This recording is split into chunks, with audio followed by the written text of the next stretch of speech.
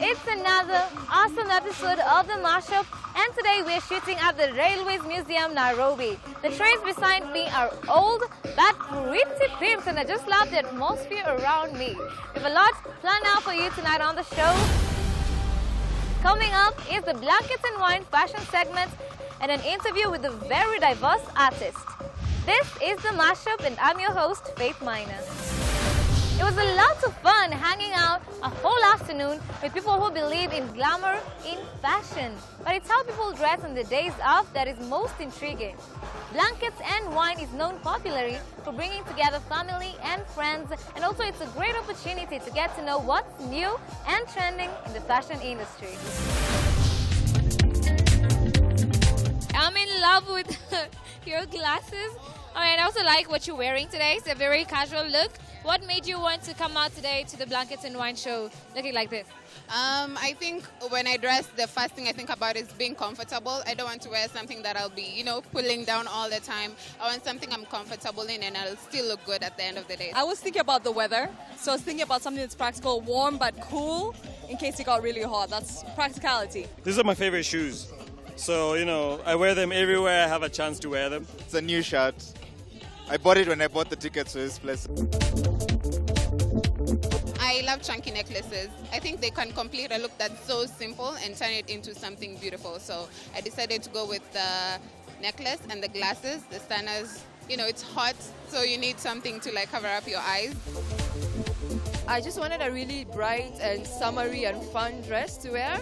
It's a bit of a high-low. They say high-lows are out, but this one totally works for me because it's a bit short at the front and then long at the bottom. It's just really bright and fun for this type of weather and outdoor activity. Where did you get the necklace from? It looks really amazing. I bought it from the border of Tanzania and Kenya. She made me wear the flowers. No, just in my stuff.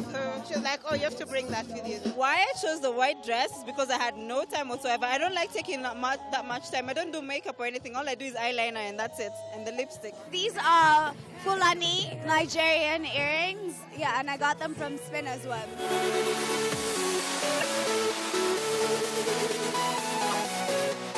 When did you start modeling? I started in about 4 years ago. It's actually the only thing I enjoy doing.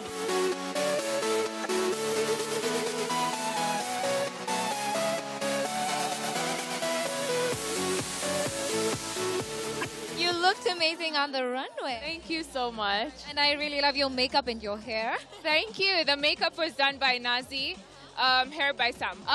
For Yvonne, her outfit was very, very elegant, very high-end. You could wear it out for cocktails, so it felt very nice. Viva was more casual, fun. The black and white, you can have fun with it. It's amazing. I think the concept is much different, like the stands. The stands are different, even the performing artists. I like it.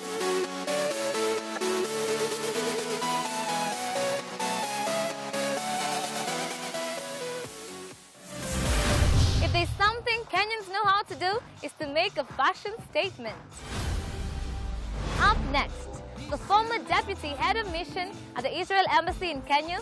He's worked as a diplomat, a journalist, and now a musician. Hey, the hustle is real.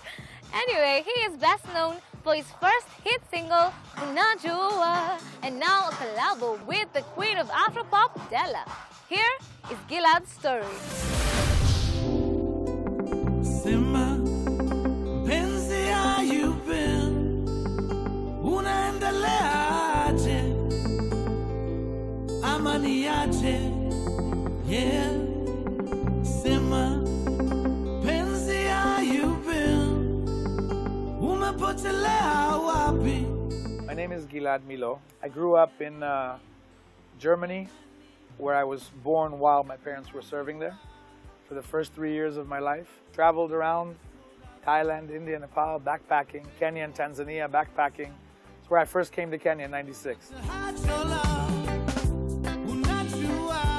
My father was a very humble man.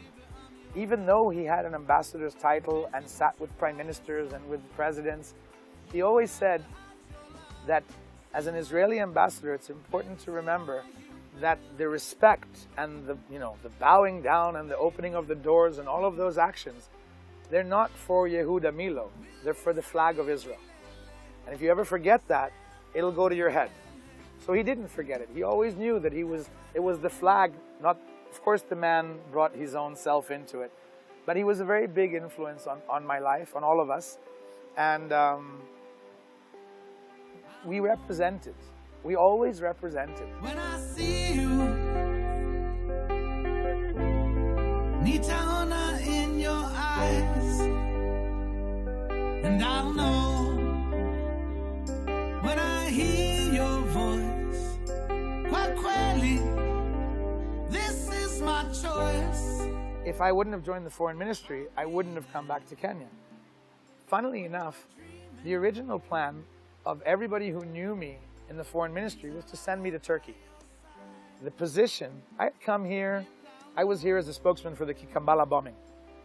I came and I was the representative, and a few months later I was appointed to Nairobi, which was, it was phenomenal. The exposure was phenomenal. As a young diplomat here, you do Kenya, in those days, Kenya, Uganda, Tanzania, Malawi, Zambia, Seychelles.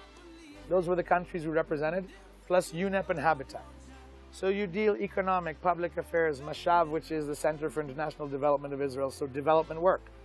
My first exposure to development work later brought about the founding of Israel for Africa, which is the NGO that we founded in memory of my father.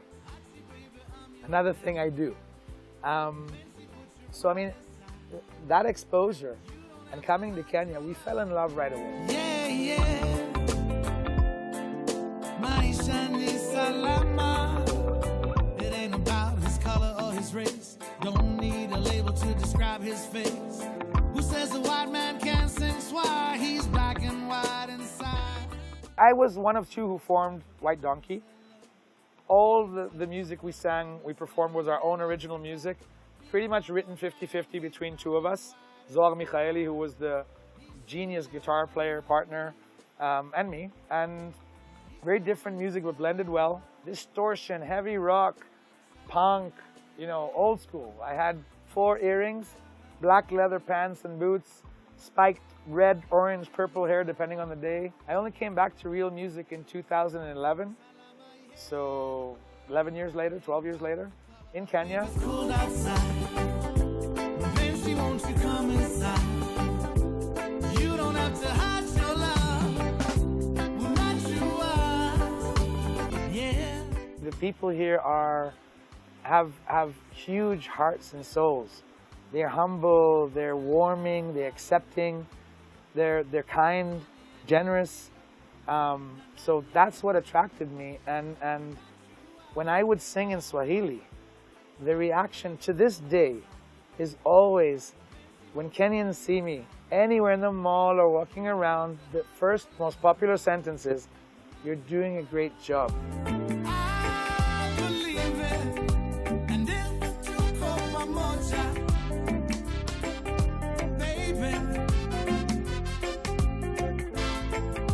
won't you say me lately? What an interesting man to hang out with. A jack of all trades, so to say. We're now going to take a short break, but we'll be right back with the entertainment that went down at the Blankets and Wine, and also the women in concert.